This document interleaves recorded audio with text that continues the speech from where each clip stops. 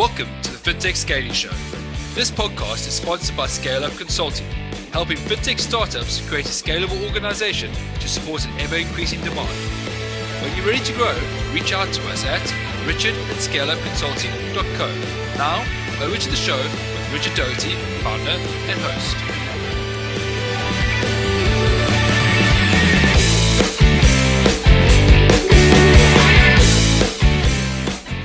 Hey, what's up, everyone, and welcome back to another episode of the Fintech Scaling Show, where we talk to world-class operators and we get their insights on not only how to scale up their businesses, but also how to scale up themselves. And this week on the show, we have Peter. Peter is the co-founder and CEO of Smart Migrator, and super stoked to have him on the show. Peter's an entrepreneur at heart. I mean, when we first met, you're telling me about his story when he was 13 years old, and how he started up a business at that young age. So he's an entrepreneur.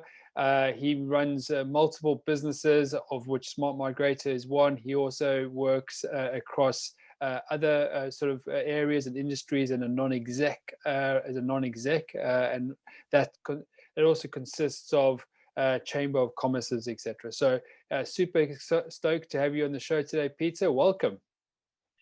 Thank you, Richard. Great to be here. I'm really looking forward to this, and hopefully we can give lots of insights to your audience. Yeah, let's do that. Let's have fun today. I'm up for it. And just to go back a couple of steps, and I said, at 13 you were always out and looking for that opportunity, making a challenge into an opportunity, looking for maybe things that other 13-year-olds weren't looking for. And I'd like to get a bit of insight into that. I mean, as a 13-year-old, how do you think? How what goes through you to say, listen, I'm quite keen to look at that challenge that my dad has and solve it, and actually make something of it. I mean, take us back to that time and give us a bit of insight as to your journey, your startup journey as a 13-year-old. Certainly, that brings me back very fond memories, and it wasn't actually a challenge that my father was looking to solve, but I think he tried to get me involved in working at a young age. So I used to go to the office quite often, and really I was really interested in how things work. He was running a business which was automotive consumables import and distribution, a business that I later scaled in once I finished my education. But it was really through noticing, my father got a lot of corporate merchandise sent by our suppliers, and they were just collecting dust. There was only a fraction of promo materials that he could give away to customers and partners. So one day I got this idea, and instead of sitting dust, I saw a lot of these things could be sellable, and there was quite a variety, extending from pens and mouse mats and lots of other things. So I got together a sample kit. I just made up some prices in my head, and I just started sort of pitching them around different shops in our local area. I thought it doesn't hurt trying. And to my surprise, they started picking up. Whether it was a case of they were excited that such a young boy is trying to sell them and make a business, and they just wanted to support me, but they were actually selling them. so it worked. And over a few months' time, I had a number of customers, and I was generating what was the equivalent of a few average monthly salaries that people have. So that was really sort of my first taste of entrepreneurship, and it's never left me since. It's gone stronger and stronger over the years. Awesome. I got a similar story, although the outcome maybe isn't as rosy as yours. When I was maybe 14 or so, I was in boarding school in South Africa, and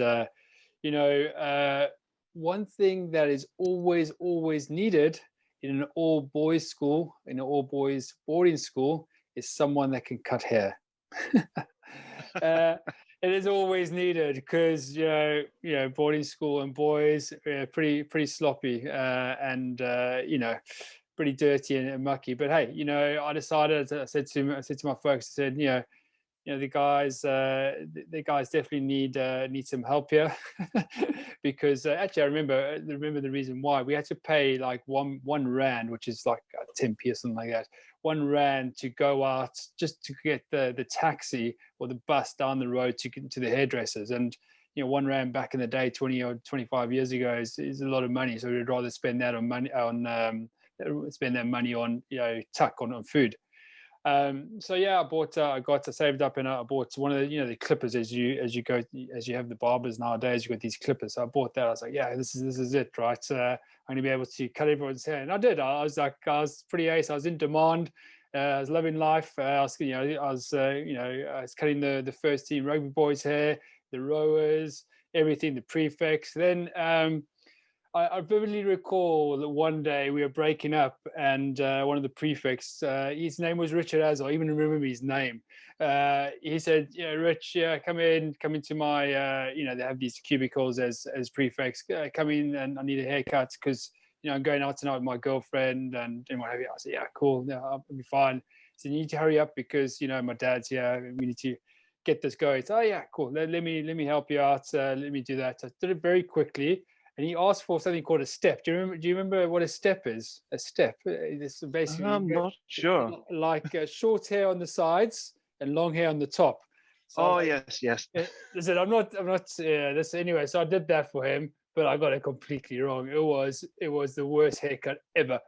And I sort of said to him, "Looks really nice." And I packed up my stuff and I said, "Listen, I'll see you next term." And he said, "Yeah, cool, great." Saw him next term. He wasn't happy, right? Because he had to shave all his hair off.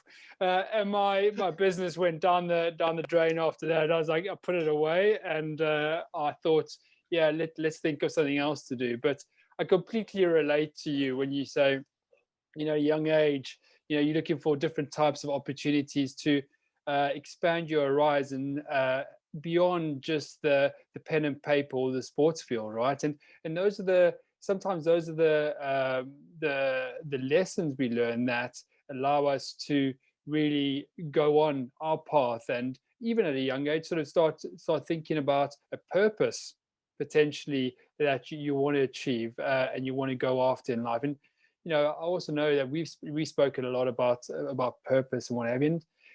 And, as a founder, what do you think? What do you think having a purpose means to you? How do you think that would help you in any way, shape, or form, or does it help you at all?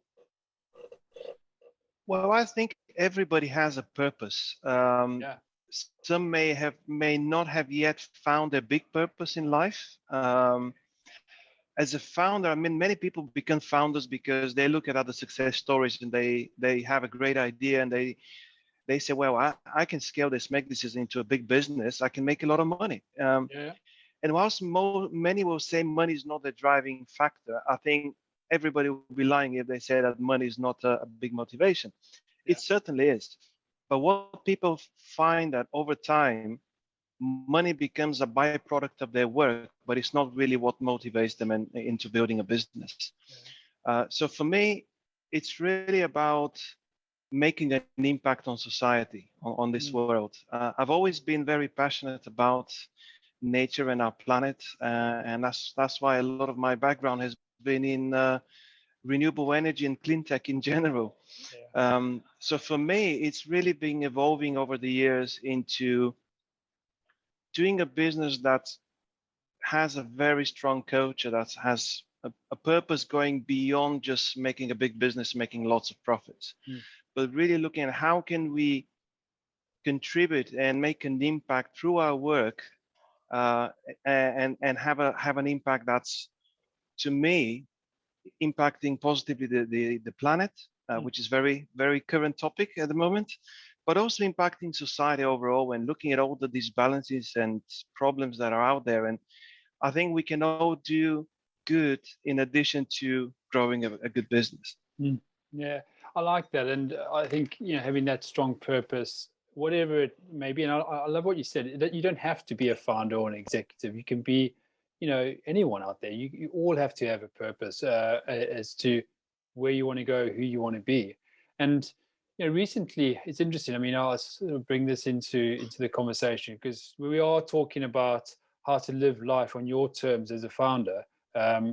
And you know, myself. I mean, I've got two young kids, and they're great. They're only 6 and 7, so a lot of life left to live. And they absolutely love this game called tennis.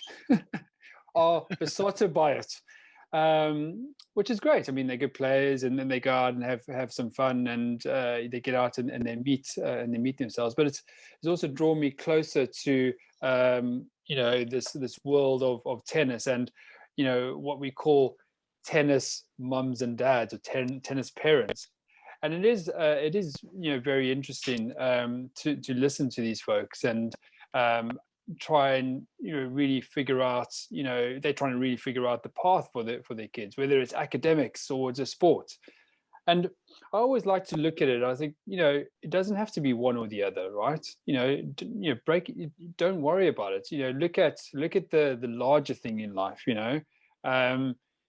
If you go down one path, it doesn't mean that you're going to miss out on the other.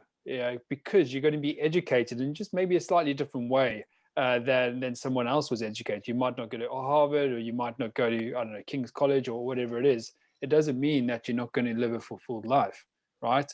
It just depends, where you as a person, 16, 17, 18, want to go, right? And even bringing that type of thinking into this tennis ecosystem is a bit of a mindset shift for everyone, because they all in this mold of society says to us, we've got to either do really well in academics, or we've got to do really well in sport to achieve whatever we want in life. And that's bullshit, right? Let's put the cards on the table. It's absolute bullshit. What you've got to have is, you've got to have a strong and powerful purpose, to your point, and then have a bit of fun with it, right? Absolutely, I totally agree. And in fact, you don't know, but I actually used to be a competitive tennis player in my school days, so I can totally relate to that. Yeah, absolutely, absolutely love it to this day. And I mean, I remember back in my school days, I was lucky to go in a really good school. When I moved from where I'm originally from, which is Bulgaria in Eastern Europe, and I moved to the UK some 26 years ago. I went to a school that was really big on sports. It has outstanding reputation academically, but it was really, really big on sports. And what I found was that the boys and girls who performed best academically were also the ones who were really involved in sports.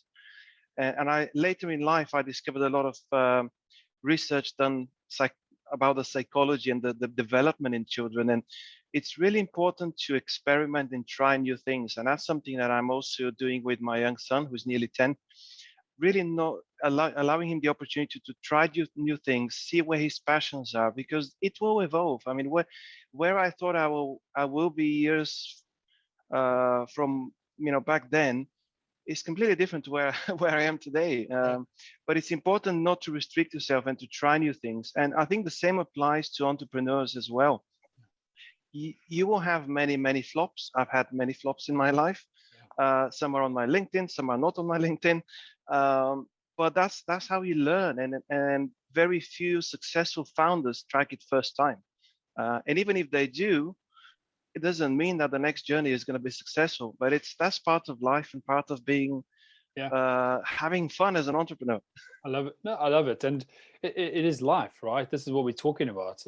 So I got a call earlier on with just to bring it sort of down to the brass bears here, so people listening can really understand what Pete and myself are talking about. So, I mean, I had a chat with a prospect earlier on, a new prospect that came through the pipe, and we're having a chat. And at the end of it, he said to me, Richard, what is the most critical KPI you look at that means you're going to be successful next week, next month, etc.?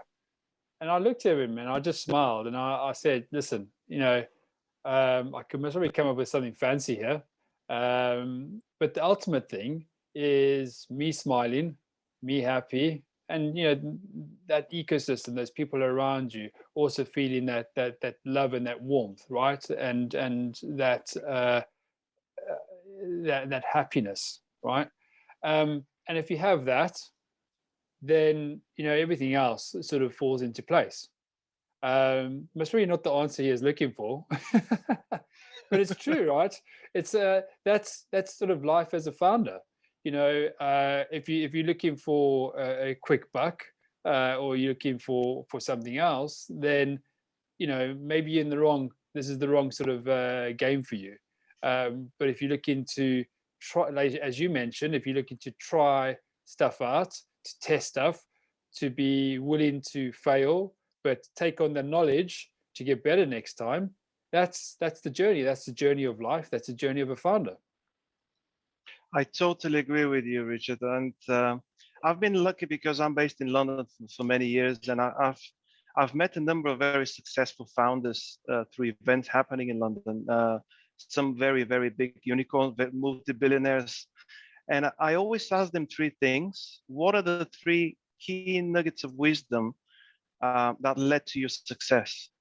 And usually, for most, 2 out of the 3 was having a strong purpose and aligning the team on that purpose. Yeah. And the second was surrounding themselves with people that are smarter than them. Yeah.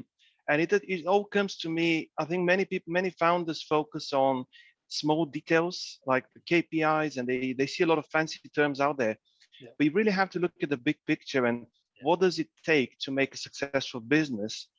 And for me, that's all about people, having the right people, having the right synergy, the right purpose. I see all the time companies in their mission statements saying how they're customer obsessed or customer focused. But for me, the companies that are most successful are the ones that are people focused, because if you have a really strong culture that people support each other, people thrive and grow, and you are essentially one family as a unit, that translates into how they interact with customers, with suppliers.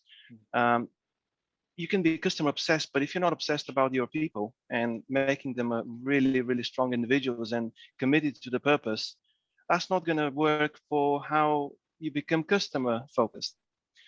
That's my thinking. No, your thinking's powerful, and I like to call this. I think there's leadership plus communication plus relationships are going to equal revenue, right? Let's bring it back to the brass knuckles here. We are obviously scaling up our businesses and our lives, but those three elements, what I like to call the LCR triangle, are really important to think through and understand as you walk through your journey as a founder or executive, or even if you're just walking through your journey as someone that's trying to search for something, right? But those three elements, leadership, communication, and relationships, are powerful if they work together in unison. And your point there around people, so that's an interesting one, right? Because people, a lot of times people think of, okay, we're going to look after our people, but, and they they think the people inside the organization. But spread your net wider, open up, your people are your potential employees. There's a lot of chatter around the difficulty with hiring people. Why is the question I ask. So potential employees, your partners, your customers, obviously the people that you work with, even go as far as saying the family members of those people you work with. I was chatting to a very good friend of mine who is out stateside a number of weeks ago, and he mentioned to me he worked for Warren Buffett, right? So he did some great stuff for Warren Buffett out in Pennsylvania, I think it was, that way, and he built up one of Buffett's insurance companies to a pretty good pretty good status. And he said to me, he said, the one big thing that will allow you as a company to continue to grow is also looking outside the box of an employee, considering the wife or the husband, the children, even the grandparents, etc., and making that a community in and of itself. And that's where you get scalability, because if you bring that family along for the journey, then no one really wants to leave, right? Because we're all in together. So people, I love what you're saying, but look broader. What I think is you need to look broader than just internal, right? Absolutely, and that's one of the things that I've been fascinated by around the last 18 months of suffering we've had with the COVID-19 pandemic. Yeah. I think people have had the time to really rethink priorities and what's important, and how many have lost their work and life balance and become roboticized by the workplace. Yeah. And I've seen an evolution of how the companies that really care about their talent have really stood out and become very successful. And I mean, recently there was some study that came out here in the UK. I can't remember the exact figure, but I think it was about a third of people were looking to change their jobs. Yeah. Because they're not happy. And you're absolutely right. I think it extends to the family. And I think the companies that have a strong culture that looks after their individual members, looks at their problems and how they can support them, I think they're the ones that are going to be successful in the future. And it all comes back to people and culture. I think it's so important. And I see companies that inspire me, who just look after every single member of the organization. Doesn't matter whether it's a dozen or thousands. And as they grow bigger, it becomes more challenging, but that's where you see the shining stars in the global marketplace. They just look at individual members, look at what's important for them, because it's different for different people, and just support them and empower them to grow and grow their purpose. And I think that's been really fascinating to see. And some companies will suffer big time going forward. I already see a very simple example is the hybrid working.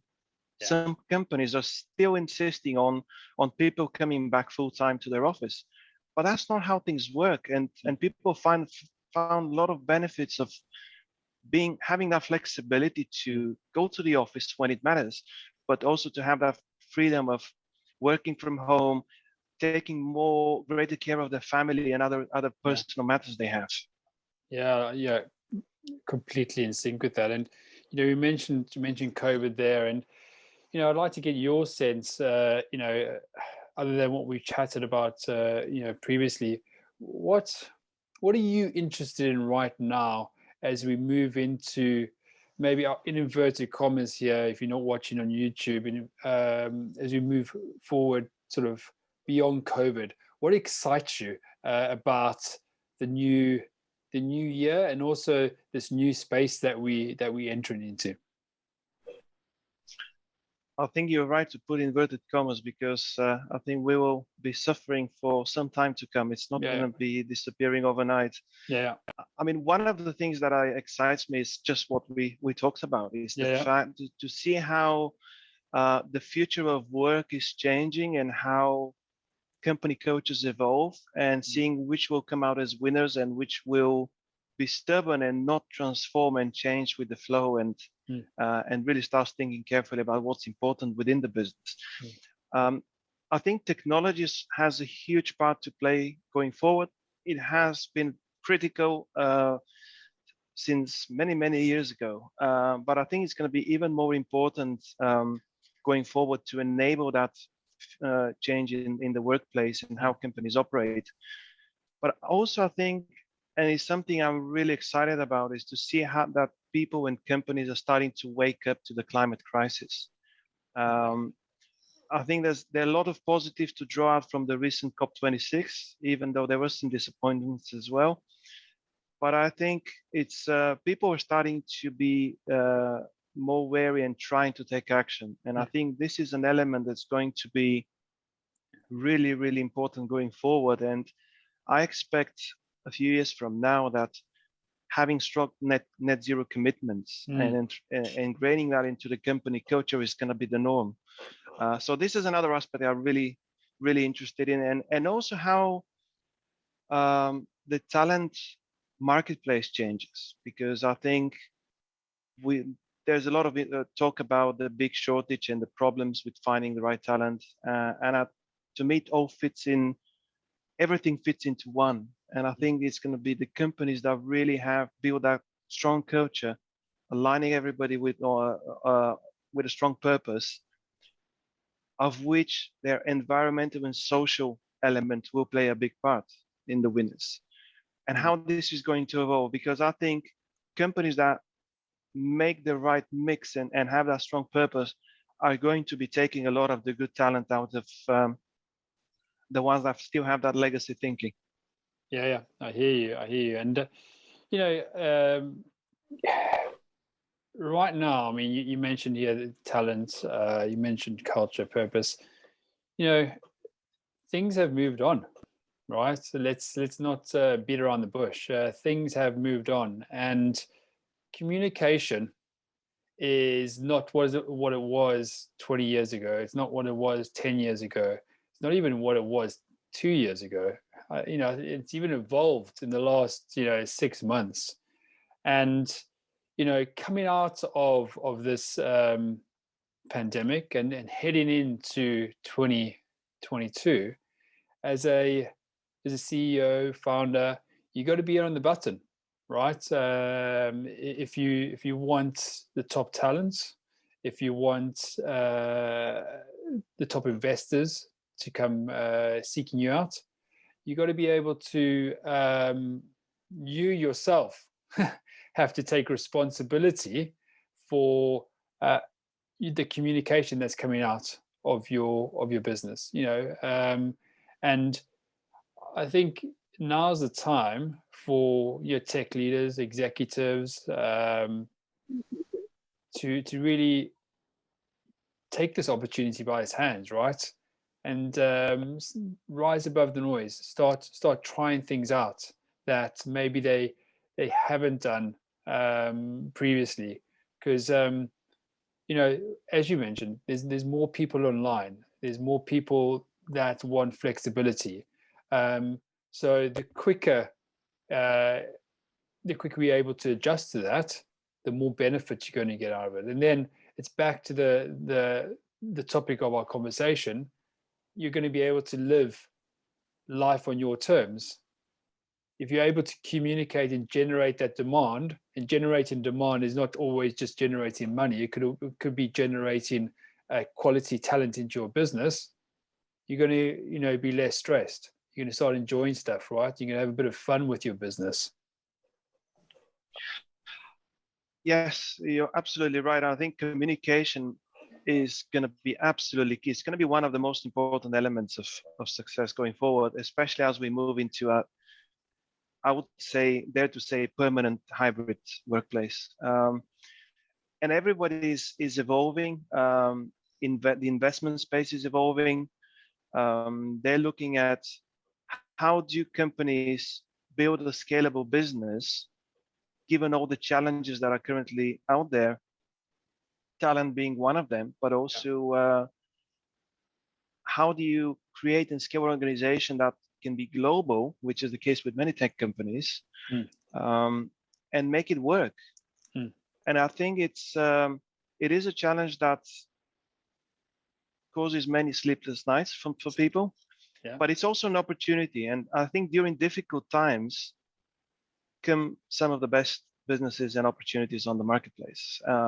So I think it will be people who really embrace what's happening and what they can do to really stand out that will have success going forward.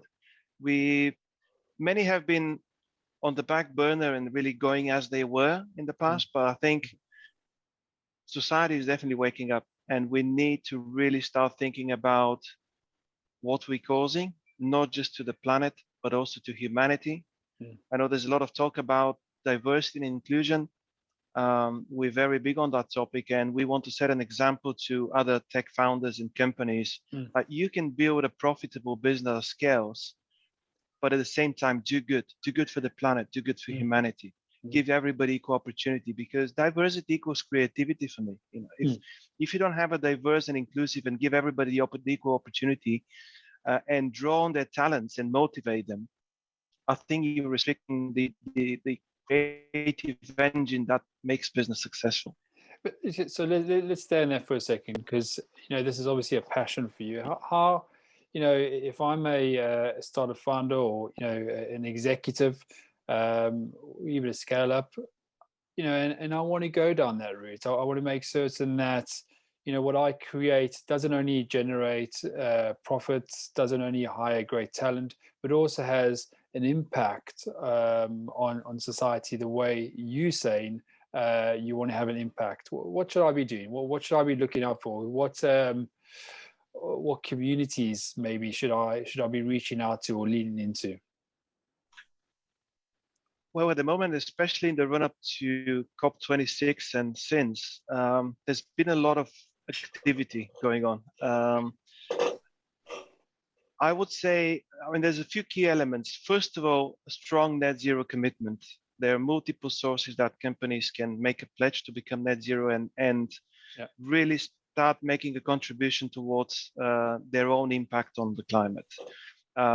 There are many, many tools which are evolving that helps companies and startups to measure their current footprint and then take steps and give guidance to reduce.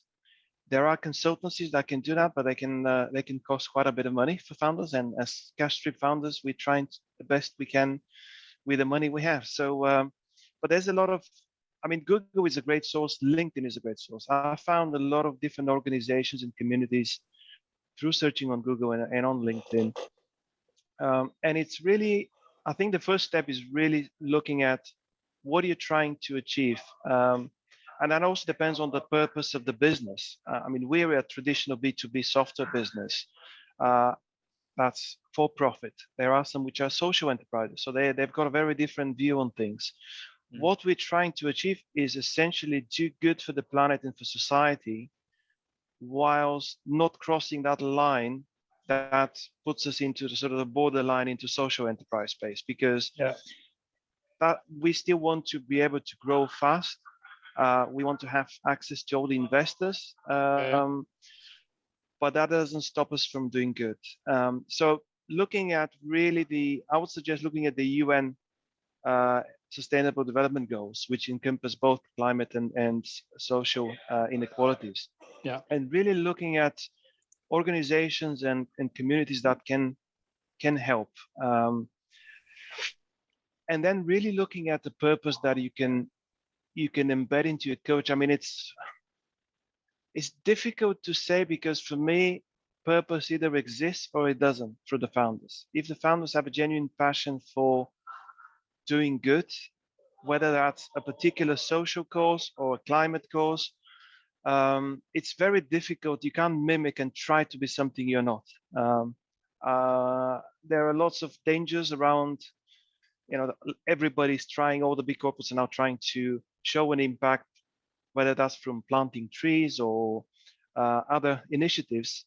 And that's where there's a danger of greenwashing, which there's been a lot of press and a lot of things happening that have sort of really opened up practices that are not very ethical in some organizations. So really have to plan. I've personally spent a lot of time, because I'm spearheading this in my business. And I'll be more than happy to help any founders who are really struggling to get that direction. Feel free to connect with me on LinkedIn afterwards. But you've got to really find a balance that works for you, and that may evolve over time, and then get the founding team aligned, because that can be a challenge in itself. What are the, you mentioned some challenges, but what are the realities of running a startup or running a business in the way that you described? Is it what are the realities? Well, the reality is, I think, as founders, it can be it can be tough, and it is very tough. Yeah. I feel like it's I something like to else to think about, but I feel like it's a good thing to think about because, you know, it's not, you can't just point the finger at you know the politicians. You also, you know, you got to point the finger at yourself, right? Yeah. But I'm just trying to figure out, you know, maybe also for the listeners, how having this maybe separate function in a way works, or is it not a separate function? Is it, as we've already spoken about, is it more grander than that? Is it the purpose? My purpose is to build a scalable business, but it needs to be a scalable business that impacts both society and the planet, for future generations. Just trying to figure it out here. I think getting a purpose beyond just maximizing profits and growing the business, I think it actually Yeah. it brings a lot of motivation, and I've seen this with some of my team already. I mean, being founders is not easy.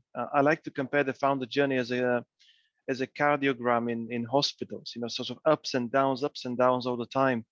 But it's really getting what really excites you and you're passionate about. I think that sort of gets you through the difficult times, and also talking to people, talking to, you know, supporting each other during difficult times.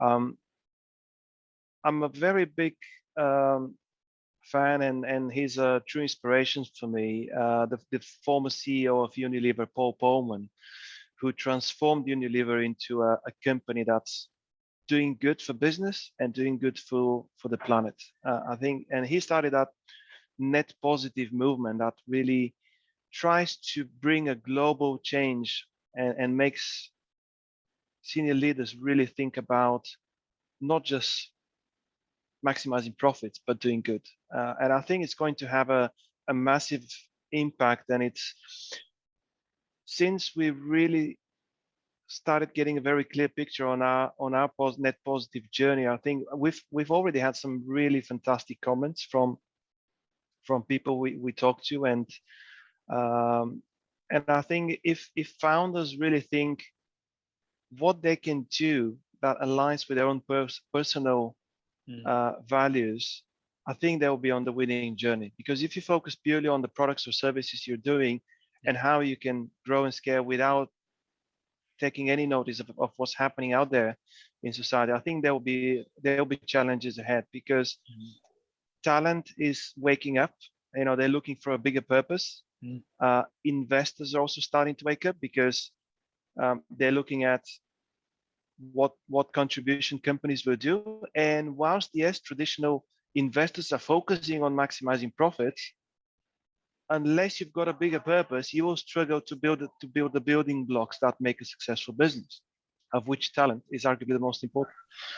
So I think it's important, and it doesn't mean to go to extremes in doing good, like some famous companies out there. Good example, Patagonia. They are an inspiration for many, but they're too extreme for some, in terms of shifting away from looking at profits and maximizing the benefit that they do on society. Yeah. So I think everybody can do something. It could be something small, and it's better to start small and grow it, rather than try and push too much and then find yourselves later that, well, we actually really overstretching ourselves. But I think if everybody does a little bit on a global scale, we'll solve all the problems we have out there, not just climate, but all the other problems. Yeah, and it sounds like, you know, you can embed this into the way to do this is from a startup or scale up perspective as a founder or executive. Look at the purpose. Look at what you want to achieve, and include.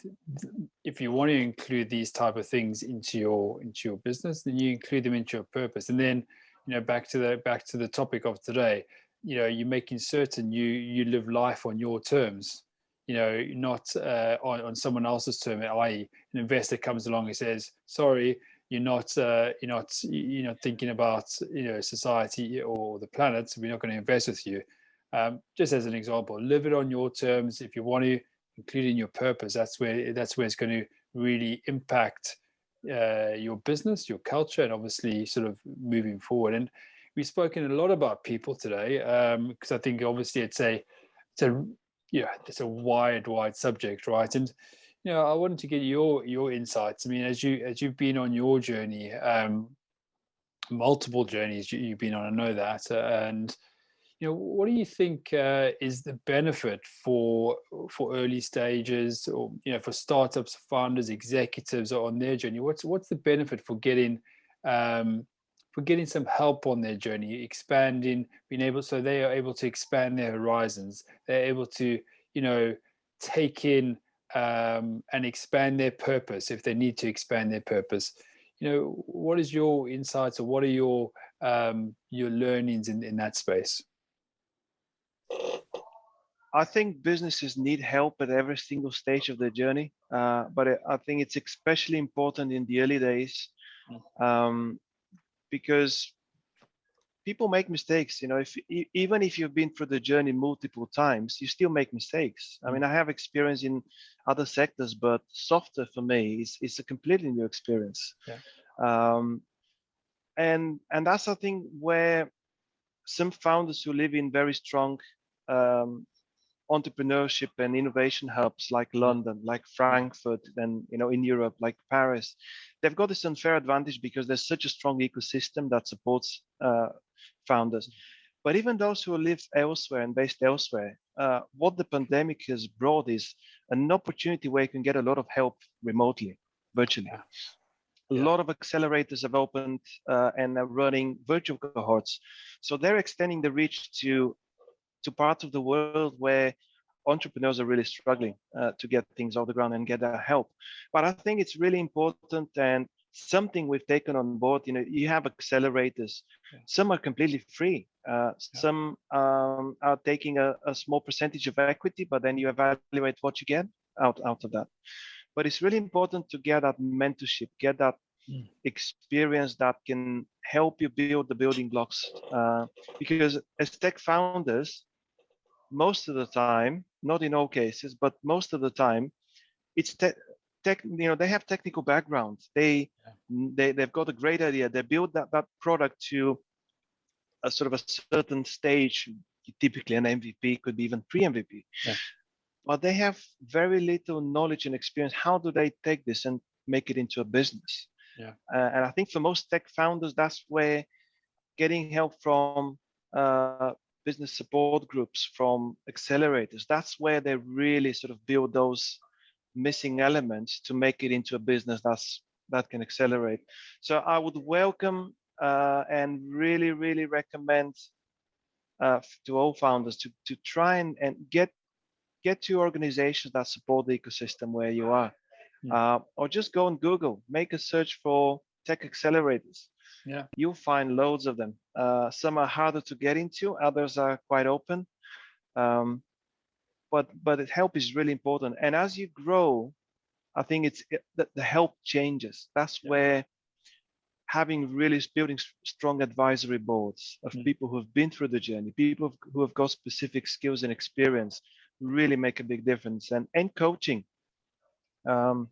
I think coaching, not just for the team, but for the founders. I'm lucky to know a few very good coaches that have been helping me already on the journey. And founders can find themselves in a very lonely place, because it's you really need to you need to talk to each other and pick yourself up, because you've got so much responsibility that sometimes it gets a little bit too much. And to have people to talk to and share and get that sort of kick in the backside and get that balance back, think about your health, think about what you're doing. It's so easy to get lost and sort of burned out. So I think that getting help is especially critical in the early days, but it's really important throughout the journey. Yeah. Love what you're saying there, and totally agree. And as we wrap up this part of the show, and we head into what I like to call the flash round, which is a bit of fun towards the end of the show. What it is for listeners out there is I ask Peter 3 questions. He gives me a quick answer. We don't have to go into chapter and verse, but a quick answer, and then he gets the chance to put me in the hot seats. And he's only allowed to ask me 1 question, which is a nice rule. It's a good thing being the host, right? Yeah, absolutely. Yeah, there we go. Right. So here we go. Drums on cue, right? So this is it. I think I know the answers to most of these, but I'm going to shoot anyway. So, what's more important for your business, profit or achieving your purpose? Achieving my purpose, our purpose, not mine. Definitely, because if we achieve our purpose, profit is going to come as a byproduct of that. Brilliant. There we go. Good answer. Okay, I think I know the answer to this one as well. Should small businesses be part of making a better future, a cleaner future for the world? Absolutely. If you look at the global marketplace, small businesses form 99% of all business. Yeah. They employ more than half of all the talent globally. So if they don't participate, we only achieve a partial solution. But every single business has the opportunity and can make an impact. Brilliant. Okay, and I don't know the answer to this one, so let's see how it goes.